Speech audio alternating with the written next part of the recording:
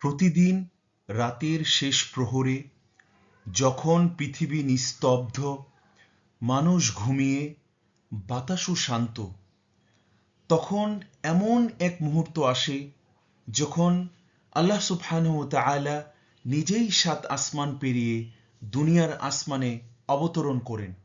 তিনি বলেন, কেউ কি আছে যে আমার কাছে কিছু চায়? আমি তাকে দেই। কেউ কি আছে যে ক্ষমা চায়? আমি তাকে ক্ষমা করি। আর তখন তুমি ঘুমিয়ে থাকবে নাকি তোমার রবের দরজায় দাঁড়াবে? সফলতা শুধু দিনের আলোয় আসে না, এটি রাতের আঁধারেও লুকিয়ে থাকে। আর সেই সফলতার নাম হলো সালাতুত তাহাজ্জুদ। আসসালামু আলাইকুম রহমতুল্লাহ। প্রিয় ভাইরা, আজকের ভিডিওতে আমরা জানব কেন সালাতুত তাহাজ্জুদের মর্যাদা সবচেয়ে বেশি, সালাতুত তাহাজ্জুদের সঠিক সময় এবং নিয়ম কি, এবং এই সালাত আপনার জীবনে কি অবিশ্বাস্য পরিবর্তন আনতে পারে। চলুন শুরু করা যাক সেই আমলটি, যা মুমিনের জীবনকে ভেতর থেকে আলোকিত করে। আমরা যদি কোরআন মাজিদের দিকে দেখি, যে আল্লাহ তাআলা তাহাজ্জুদের সালাতের জন্য রাসূল সাল্লাল্লাহু আলাইহি ওয়াসাল্লামকে নির্দেশ দিয়েছেন। সূরা মুজাম্মিল আল্লাহ তাআলা বলছেন, ইয়া আইয়ুহাল মুজাম্মিল কুমিল লাইলা ইল্লা কালিলা নিসফাহু আও ইনকুস মিনহু কালিলা আও জিদ আলাইহি ওয়ারাত্তিলিল কুরআনা তারতিলা। যে আল্লাহ তাআলা রাসূল সাল্লাল্লাহু আলাইহি ওয়াসাল্লামকে বলছেন যে রাতের বেলায় সালাতের জন্য দাঁড়াও, কিছু অংশ ব্যতীত তার অর্ধেক কিংবা তার চেয়ে সামান্য হ্রাস করো, অথবা তার চেয়ে সামান্য বৃদ্ধি করো, এবং কোরআন ধীরে ধীরে স্পষ্টভাবে পাঠ করো। প্রিয় ভাইরা, আমরা জানি এই আয়াতগুলো যখন অবতীর্ণ হয়েছে তখন রাসূল সাল্লাল্লাহু আলাইহি ওয়াসাল্লামকে আল্লাহ তাআলা নবুয়তের গুরু দায়িত্ব অর্পণ করতে যাচ্ছেন।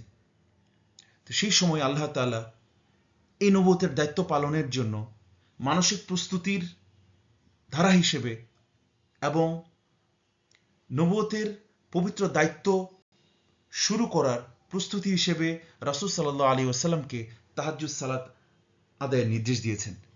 এখান থেকে আমরা যে লেসনটা পাই, যে আমরা যদি কোনো একটা বড় কাজ কিংবা দাওয়ার কোনো কাজ করি, তাহলে রাতের ইবাদত হবে আমাদের একটা মৌলিক প্রস্তুতি। আমরা যদি সূরা ইসরার দিকে দেখি, যে তাহাজ্জুদ সালাতের মর্যাদা এবং এটার চূড়ান্ত লক্ষ্য কি, আল্লাহ তাআলা বলছেন যে ওমিনাল লাইলি ফাতাহাজ্জাদ বিহি নাফিলাতাল লাক আসা আইয়াবআসাকা রাব্বুকা মাকামান মাহমুদা। যে রাতের কিছু অংশে তাহাজ্জুদ সালাত আদায় করো। আল্লাহ তাআলা বলছেন যে এটা তোমার জন্য অতিরিক্ত, আশা করা যায় তোমার প্রতিপালক তোমাকে মাকামে মাহমুদ, জান্নাতের সবচেয়ে প্রশংসিত স্থানে প্রতিষ্ঠিত করবে। এখান থেকে আমাদের লেসন হচ্ছে, আমরা যদি আমাদের জান্নাতে উচ্চাসন যদি পেতে চাই, আমাদের জন্য সবচেয়ে একটা ভালো ইনভেস্টমেন্ট হলো এই তাহাজ্জুদের সালাত। এই তাহাজ্জুদের সালাত হচ্ছে মুত্তাকিদের একটি অন্যতম বৈশিষ্ট্য। আল্লাহ তাআলা সূরা জারিয়াতে বলছেন যে কানু কালিলাম মিনাল লাইলি মা ইয়াহজাউন ওয়া বিল আসহারি হুম ইস্তাগফিরুন। যে মুত্তাকিরা রাতের সামান্য অংশই ঘুমিয়ে কাটাতো এবং সাহারির সময় তারা ক্ষমা প্রার্থনা করত। প্রিয় ভাইরা, আমরা যদি মুত্তাকি হতে চাই, তাহলে আমাদেরকে অবশ্যই রাতের শেষ ভাগে উঠে আল্লাহর কাছে ক্ষমা প্রার্থনা করতে হবে। তাহাজ্জুদের সালাতের মাধ্যমে আপনি ইখলাস অর্জন করতে পারছেন। আল্লাহ তাআলা বলছেন যে তাতাজাফা জুনুবুহুম আনিল মাদাজি'i ইয়াদউনা রাব্বাহুম খাউফাও ওয়া তামাআও ওয়া মিম্মা রাযাকনাহুম ইউনফিকুন। সূরা আশ-শাজদা আল্লাহ তাআলা বলছেন যে তারা তাদের পার্শ্বদেশগুলোকে শয্যা থেকে দূরে রাখে, অর্থাৎ তারা রাতে তাহাজ্জুদ পড়ে তারা তাদের প্রতিপালককে ডাকে ভয় এবং আশা নিয়ে, এবং আমি তাদের যে রিজিক দিয়েছি তা থেকে তারা ব্যয় করে। এভাবে তাহাজ্জুদের সালাতের মধ্য দিয়ে আপনি আল্লাহর সাথে একান্ত সম্পর্ক তৈরি করছেন এবং আপনি অবশ্যই আপনার মধ্যে ইখলাস তৈরি হচ্ছে। প্রিয় ভাইরা, আমরা যদি হাদিসের দিকে দৃষ্টি দিই, ফরজ সালাতের পরে যে সালাতের মর্যাদাকে চূড়ান্তভাবে প্রতিষ্ঠিত করা হয়েছে, সেটি হচ্ছে তাহাজ্জুদের সালাত। প্রিয় ভাইরা, সহিহ মুসলিমে যদি আমরা দেখি, আবু হুরায়রা রাদিয়াল্লাহুর বর্ণনায় যে ক্বালা রাসূলুল্লাহ সাল্লাল্লাহু আলাইহি ওয়াসাল্লাম আফদালুস সিয়াম বা'দা রমাদান শাহরুল্লাহিল মুহাররম وأفضل الصلاة بعد الفريضة صلاة الليل। রোজার ক্ষেত্রে যেমন রমাদান মাসের রোজার পরে সর্বশ্রেষ্ঠ রোজা হলো মুহররম মাসের রোজা, ঠিক তেমনি ভাবে আল্লাহ তাআলার কাছে ফরজ সালাতের পরে সবচেয়ে গুরুত্বপূর্ণ এবং সর্বশ্রেষ্ঠ সালাত হচ্ছে সালাতুত তাহাজ্জুদ। আমরা যদি সহিহ বুখারী এবং মুসলিমের একটি হাদিস দেখি যে তাহাজ্জুদের সালাত এমন একটি সালাত যে সালাতের জন্য আল্লাহ তাআলা নিজেই সরাসরি বান্দাকে আহ্বান করেন, যা অন্য কোনো সালাতে নেই। আবু হুরায়রা রাদিয়াল্লাহু আনহুর বর্ণনা যে قال رسول الله صلى الله عليه وسلم أن رسول الله صلى الله عليه وسلم قال ينزل ربنا تبارك وتعالى كل ليلة إلى السماء الدنيا حين يبقى ثلث الليل الآخر। অর্থাৎ আল্লাহ তাআলা প্রতি রাতের শেষ তৃতীয়াংশে নিচের আসমানে নেমে আসেন সাত আসমান থেকে, অর্থাৎ তিনি পৃথিবীর নিকটবর্তী আসমানে নেমে আসেন এবং তিনি বলেন মান ইয়াদউনি ফাআস্তাজিব লাহ, যে কে আমাকে ডাকবে আমি তার ডাকে সাড়া দেব। মান ইয়াসআলুনি ফাআতিয়াহু, কে আমার কাছে চাইবে আমি তাকে দেব। মান ইয়াস্তাগফিরুনি ফাআগফির লাহু, কে আমার কাছে ক্ষমা চাইবে আমি তাকে ক্ষমা করে দেব। এই তাহাজ্জুদের সালাত প্রিয় ভাইরা আপনাকে দিচ্ছে জান্নাতের নিশ্চয়তা। সুনান ইবনে মাজার একটা হাদিস আব্দুল্লাহ বিন সালাম থেকে বর্ণিত, রাসূল সাল্লাল্লাহু আলাইহি ওয়াসাল্লাম বলছেন ইয়া আইয়ুহান নাস আফশুস সালাম ওয়া আত'ইমুত তা'আম ওয়া সাল্লু বিল লাইল ওয়ান নাস নিয়ামুন তাদখুলুল জান্নাতা বিসালাম। রাসূল সাল্লাল্লাহু আলাইহি ওয়াসাল্লাম বলছেন যে হে লোক সকল, তোমরা সালামের প্রসার ঘটাও, অন্যকে খাদ্য দাও, আর লোকেরা যখন ঘুমন্ত থাকে তখন তোমরা রাতে সালাত আদায় করো, তাহলে তোমরা নিরাপদে জান্নাতে প্রবেশ করবে। সহিহ বুখারী এবং মুসলিমের একটা হাদিস থেকে আমরা দেখতে পাই যে রাসূল সাল্লাল্লাহু আলাইহি ওয়াসাল্লাম কিভাবে তাহাজ্জুদের সালাত আদায় করতেন। যে কানা নবী সাল্লাল্লাহু আলাইহি ওয়াসাল্লাম ইউসাল্লি মিনাল লাইল 13 রাকআতান মিনহা আল উইত্র ওয়া রাকআত আল ফজর। ইবনে আব্বাস রাদিয়াল্লাহু থেকে বর্ণিত, রাসূল সাল্লাল্লাহু আলাইহি ওয়াসাল্লাম রাতে অর্থাৎ শেষ তৃতীয়াংশে কিংবা রাতের শেষ ভাগে 13 রাকাত সালাত আদায় করতেন এবং এর মধ্যে বিতর এবং ফজরের সুন্নাহ অন্তর্ভুক্ত ছিল। আমাদের অনুপ্রেরণার উৎস হচ্ছে সিরাত। আমরা যদি সিরাত থেকে কয়েকটি অনবদ্য ঘটনা দেখি, রাসূল সাল্লাল্লাহু আলাইহি ওয়াসাল্লামের জীবনী দেখি, একটা অনবদ্য ঘটনা হলো আয়েশা রাদিয়াল্লাহু থেকে বর্ণিত যে নবীজির এত দীর্ঘ সময় কিয়াম করতেন যে ওনার পা মোবারক ফুলে যেত। আয়েশা রাদিয়াল্লাহু একবার রাসূল সাল্লাল্লাহু আলাইহি ওয়াসাল্লামকে জিজ্ঞাসা করলেন, ইয়া রাসূলুল্লাহ, আল্লাহ তো আপনার পূর্বের এবং পরের সমস্ত গুনাহ মাফ করে দিয়েছেন, আপনি কেন এত কষ্ট করছেন? রাসূল সাল্লাল্লাহু আলাইহি ওয়াসাল্লাম উত্তর বললেন যে আফালা আকুনু আবদান শাকুরা, অর্থাৎ আমি কি আল্লাহর একজন কৃতজ্ঞ বান্দা হব না? অর্থাৎ তাহাজ্জুদের সালাতের মধ্য দিয়ে আপনার ক্ষমা যেমন নিশ্চিত হচ্ছে, ঠিক তেমনি তাহাজ্জুদ এমন একটা সালাত যে সালাতের মাধ্যমে আপনি আল্লাহ তাআলার প্রতি গভীর কৃতজ্ঞতা প্রকাশ করার সুযোগ পাচ্ছেন। আরেকটি অনবদ্য ঘটনা যেটা আমরা দেখতে পাই হযরত হুযায়ফা ইবনে ইয়ামান রাদিয়াল্লাহু থেকে বর্ণিত, সহিহ মুসলিমে বর্ণিত আছে যে আমরা যদি ঘটনাকে সংক্ষিপ্ত করি যে রাসূল সাল্লাল্লাহু আলাইহি ওয়াসাল্লাম তাহাজ্জুদ সালাতে দীর্ঘ কিরাত পড়তেন, কোরআন তেলাওয়াত করতেন, যেটাকে বলছে দীর্ঘ কিয়াম করতেন। অর্থাৎ তিনি এক রাকাতে শুধুমাত্র সূরা বাকারা তেলাওয়াত করতেন তা নয়, এমনও হয়েছে উনি সূরা আলে ইমরান ইভেন সূরা নিসা পর্যন্ত একসাথে তেলাওয়াত করেছেন। এত দীর্ঘ কিয়াম উনি করতেন।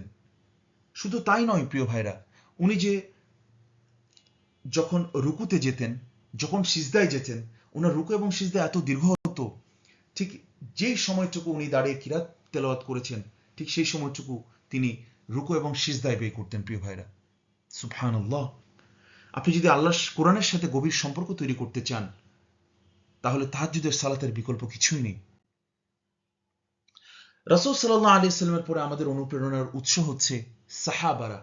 ওনাদের কাহিনী যদি আমরা দেখি, আমাদের প্রিয় সাহাবী ওমর রাদিয়াল্লাহুর আমল যদি আপনারা দেখেন যে উনি তাহাজ্জুদের জন্য উঠতেন, উনি দীর্ঘ সালাত আদায় করতেন এবং তিনি ফজরের ঠিক আগ মুহূর্তে তার পরিবারের লোকদেরকেও এই তাহাজ্জুদের সালাতের জন্য জাগিয়ে তুলতেন। এটা কেবল একটা ব্যক্তিগত আমল নয় প্রিয় ভাইরা, এটা পুরো পরিবারের জন্য একটা মোটিভেশন। প্রিয় সাহাবে আবু দারদা রাদিয়াল্লাহু আনহু তিনি বলছেন যে আমি 3টা বিষয় উপভোগ করি, যার মধ্যে 1 নম্বর হচ্ছে দুপুরবেলা তীব্র গরমে রোজা রাখা, দ্বিতীয় হচ্ছে আল্লাহর পথে তরবারির আঘাত সহ্য করা, এবং তৃতীয় সর্বশেষ তিনি বলছেন যে রাতের আধারে তাহাজ্জুদের সালাতে দাঁড়ানো ওনার কাছে খুবই উপভোগ্য। অর্থাৎ তিনি দেখিয়েছেন যে রাতের ইবাদত আসলে কোনো বোঝা নয়, বরং একজন মুমিনের জন্য এটা অত্যন্ত আনন্দদায়ক এবং উপভোগের বিষয়। আমরা যদি বিখ্যাত সাহাবী ইবনে মাসউদ রাদিয়াল্লাহুর একটা বক্তব্য দেখি, যে তিনি তাহাজ্জুদের সালাতে দীর্ঘ সময় কোরআন তেলাওয়াত করতেন। ওনাকে জিজ্ঞাসা করা হয়েছিল, তিনি বলেছিলেন যে রাতের ইবাদত হচ্ছে এমন একটি ইবাদত যার মাধ্যমে একান্তে আল্লাহর সাথে আলাপ করার সুযোগ পাওয়া যায়। সুবহানাল্লাহ।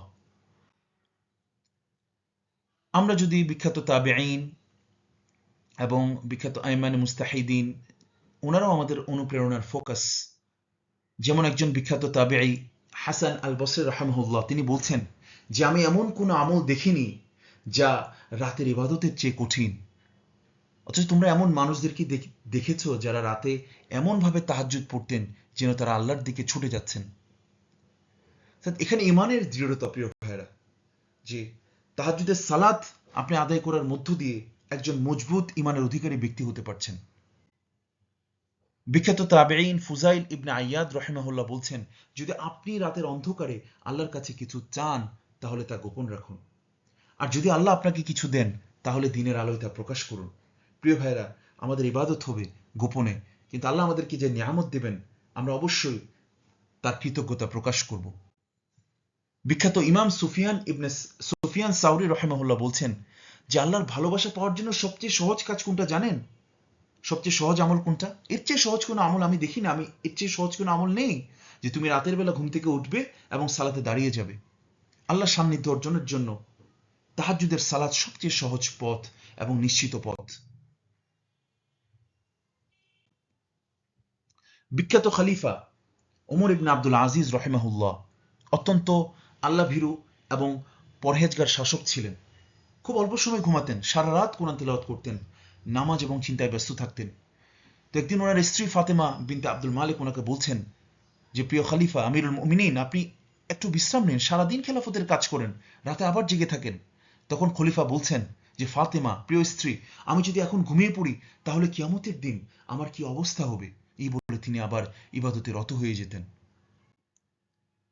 প্রিয় ভাইরা, আমরা যদি রাসূল সাল্লাল্লাহু আলাইহি ওয়াসাল্লামের সিরা এবং সাহাবাদের এবং তবে তাবেঈন এবং আইম্মানে মুস্তাহিদিনের জীবনী থেকে, বক্তব্য থেকে তাহাজ্জুদের গুরুত্ব উপলব্ধি করতে পারি যে আমাদের স্পিরিচুয়াল লাইফে এটার ইম্প্যাক্টটা কি। আমরা এর মধ্য দিয়ে আল্লাহর নৈকট্য অর্জন করতে পারছি, যে আল্লাহ তাআলা আপনার একদম নিকটে শেষ আসমানে নেমে এসেছেন। আল্লাহর নৈকট্য অর্জনের এর চেয়ে বড় সুযোগ কি আর কি হতে পারে প্রিয় ভাইরা? এবং আল্লাহ তাআলা বলছেন যে কে আমার কাছে ক্ষমা চায় আমি তাকে ক্ষমা করে দিব। আপনার গুনাহ মাফের একটা অত্যন্ত গুরুত্বপূর্ণ সুযোগ। এবং তাহাজ্জুদের সালাতের মধ্য দিয়ে সর্বোপরি আপনার একটা প্রশান্তি, সেটা মানসিক একটা হৃদয়ের একটা প্রশান্তি আপনার বৃদ্ধি পায়। আপনি জীবনের সকল চ্যালেঞ্জকে ফেস করতে পারবেন, যেটা আমরা সাহাবে আবু দারদা রাদিয়াল্লাহুর মতো মুমিনদের কাছ থেকে দেখি যে রাতের আধারে সালাতে দাঁড়ানো ওনাদের কাছে ছিল একটা আনন্দ এবং উপভোগের বিষয়। প্রিয় ভাইরা, এই তাহাজ্জুদের সালাত আমাদের প্র্যাকটিক্যাল লাইফে আমাদেরকে কিভাবে এনলাইট করে। আমরা তো বলেছি যে মেন্টাল পিস, মানসিক শান্তির কথা, আমাদের চিন্তা ভাবনাকে ডিসিপ্লিন করা, আমাদেরকে কনফিডেন্ট করা এবং কঠিন পরিস্থিতিতে একটা পজিটিভ মাইন্ডসেট মেনটেন করা, এটা তাহাজ্জুদের সালাতের মাধ্যমে আপনি অ্যাচিভ করতে পারছেন। দ্বিতীয়ত, আপনার ফ্যামিলি রিলেশন আপনি যদি এনহ্যান্স করতে চান তাহলে তাহাজ্জুদের সালাতে আপনার পরিবারের সদস্যদেরকেও সম্পৃক্ত করুন। এর মধ্য দিয়ে আপনার পরিবারের সদস্যদের মধ্যে একটা সুন্দর মজবুত সম্পর্ক তৈরি হবে। প্রিয় ভাইরা, তাহাজ্জুদের সালাত যেহেতু সরাসরি আল্লাহর পক্ষ থেকে আহ্বান, আমাদের দৈনন্দিন অন্য কোনো সালাতে আল্লাহ সরাসরি আহ্বান করেন না, আজানের মাধ্যমে মুয়াজ্জিন আহ্বান করেন, কিন্তু তাহাজ্জুদের সালাত আল্লাহ তাআলা নিজে সাত আসমান থেকে পৃথিবীর নিকটবর্তী আসমানে নেমে এসে আপনাকে আহ্বান করছেন। আপনি তার ডাকে সাড়া দিবেন না? আল্লাহ তাআলা আহ্বান করছেন, তুমি কি চাও আমি তোমাকে তাই দিচ্ছি। তাহলে আপনার জীবনের সফলতা অর্জনের এর চেয়ে বড় কোনো সুযোগ আপনার কাছে কি আর আছে? এই তাহাজ্জুদ আমাদেরকে কি কি লেসন দিচ্ছে দেখেন। আপনি এর মাধ্যমে শেষ রাত্রে আপনি যখন ঘুম ত্যাগ করছেন, এর মধ্যে ধৈর্যের প্রশিক্ষণ হচ্ছে এবং এর মধ্য দিয়ে একটা ধারাবাহিকতার একটা প্রশিক্ষণ হচ্ছে। আপনার মধ্যে কনফিডেন্ট বুস্ট হচ্ছে এবং আপনার ইমানের যে দৃঢ়তা, মজবুতি, সেটা বৃদ্ধি পাচ্ছে। প্রিয় ভাইরা, আমরা যদি দেখি রাসূল সাল্লাল্লাহু আলাইহি ওয়াসাল্লামের সিরা থেকে এবং আমরা দেখতে পাই হাদিস থেকে যে তাহাজ্জুদের সঠিক সময় হচ্ছে রাতের শেষ তৃতীয়াংশ। এটা আপনি কিভাবে নির্ধারণ করবেন? ইসলামী পরিভাষায় রাত শুরু হয় মূলত মাগরিবের আজান থেকে নিয়ে এবং শেষ হয় সুবে সাদিক অর্থাৎ ফজরের আজানের ঠিক আগে। তাহলে সেই অনুযায়ী আপনি যদি 3 ভাগে ভাগ করেন, অর্থাৎ মাগরিবের সময় থেকে ফজরের আগ পর্যন্ত, এর যে শেষ ভাগটা অর্থাৎ সেটা দেখা যাচ্ছে যে রাত 1টা বা তার পরবর্তী সময় থেকে নিয়ে ফজরের আজান হওয়া পর্যন্ত, এই সময়টুকু আপনার তাহাজ্জুদের জন্য আইডিয়াল টাইম, যে সময় আল্লাহ তাআলা মূলত পৃথিবীর নিকটবর্তী আসমানে নেমে আপনাকে আহ্বান করছেন এবং সেই সময় আপনি আল্লাহর সাথে কানেক্ট হতে পারছেন। তবে এটা ঠিক যে এই সময়ের বাইরে আপনি যদি মাগরিব এশার পরবর্তী সময় থেকে ফজরের পূর্ব পর্যন্ত পুরো সময়টা আপনি তাহাজ্জুদের সালাত আদায় করতে পারছেন। তাহাজ্জুদ সালাত আদায়ের সঠিক পদ্ধতিটা কি? একটা সিস্টেম আছে যেটা আমরা রাসূল সাল্লাল্লাহু আলাইহি ওয়াসাল্লামের হাদিস থেকে দেখতে পাই যে তিনি জোড়ায় জোড়ায় অর্থাৎ 2 রাকাত করে সালাত আদায় করতেন। এবং আমরা একটা হাদিস থেকে দেখতে পেয়েছি যে উনি এই তাহাজ্জুদের সালাতের সাথে বিতর এবং ফজরের সুন্নাহ মিলিয়ে 13 রাকাত আদায় করতেন। অর্থাৎ বিতরের সালাত 3 রাকাত এবং ফজরের সুন্নাহ 2 রাকাত, এই 5 রাকাত বাদ দিলে দেখা যায় উনি নিয়মিত 8 রাকাত সালাত আদায় করতেন। তো এটা আমাদের জন্য জরুরি না যে আমাদেরকে 8 রাকাতে আদায় করতে হবে। আমরা অবশ্যই 2 রাকাত সালাত আদায় করা থেকে শুরু করব এবং এর মধ্য দিয়ে আমরা আমাদের আমলকে বাড়াতে পারি। এবং তাহাজ্জুদের সালাতের আরেকটা গুরুত্বপূর্ণ দাবি হচ্ছে যে কোরআন পাঠে আন্তরিক হতে হবে, স্পিরিটটা, অর্থাৎ আপনি দীর্ঘ কিয়াম করবেন, ধীরে ধীরে স্পষ্টভাবে কোরআন তেলাওয়াত করবেন। এটা সূরা মুজাম্মিল থেকে আমরা দেখতে পাই আল্লাহ তাআলা সরাসরি নির্দেশ দিয়েছেন, আউজিদ আলাইহি ওয়ারাত্তিলিল কুরআনা তারতিলা। তাহলে আপনি কিভাবে তাহাজ্জুদের প্রতি আপনাকে রুজু করতে পারেন? প্রথমে আপনার নিয়তকে দৃঢ় করুন, সঠিক নিয়ত, গুনাহ পরিহার করুন, সঠিক নিয়ত করুন। 2 নম্বর, আপনি ঘুমের প্রস্তুতি, অর্থাৎ আপনি এশার নামাজের আগেই খেয়ে নিন এবং এশার নামাজের পর আপনার গুরুত্বপূর্ণ কাজগুলোকে আপনি এশার নামাজের পূর্বেই সম্পন্ন করে ফেলুন এবং ঘুমের জন্য প্রস্তুতি নিন এশার পরপরই। এখানে আপনি অ্যালার্ম ব্যবহার করতে পারেন এবং লাস্ট আপনার মধ্যে যে মোটিভেশনটা, যে মাইন্ডসেটটা রাখা উচিত, যেটা তো আল্লাহর পক্ষ থেকে সরাসরি আহ্বান, এটা তো আপনার স্পিরিচুয়ালিটি অবশ্যই ইনক্রিজ করবে, রাইট? এবং আপনি এটাকে নিয়মিত অভ্যাসে পরিণত করবেন। এটার জন্য আপনাকে যেটা বললাম, আর্লি টু বেড এবং একটা স্পেসিফিক টাইমে ঘুমোতে যাওয়া, ঘুমের একটা প্রিপারেশন, রাতে উজু করে নিতে পারেন এবং নিয়ত করে নিতে পারেন। এবং থার্ড, এটা আপনি কন্টিনিউটি, অর্থাৎ এটা আপনি ধারাবাহিকতা বজায় রাখুন, যে সপ্তাহে 3 দিন, 4 দিন কিংবা শুরু থেকে সপ্তাহে 2 দিন হলেও আপনি শুরু করুন এবং এর ধারাবাহিকতা বজায় রাখুন এবং এভাবেই এটাকে আপনি রাতের অভ্যাসে পরিণত করুন। প্রিয় ভাইরা, আপনারা যদি এই ধরনের কন্টেন্ট নিয়মিত পেতে চান তাহলে কানেক্ট থাকুন আমাদের YouTube channel ask for insight for the thinking believer. ওয়া আখিরু দাওয়ানা আনিল হামদুলিল্লাহ, ওয়াসসালামু আলাইকুম ওয়া রাহমাতুল্লাহি ওয়া বারাকাতুহু।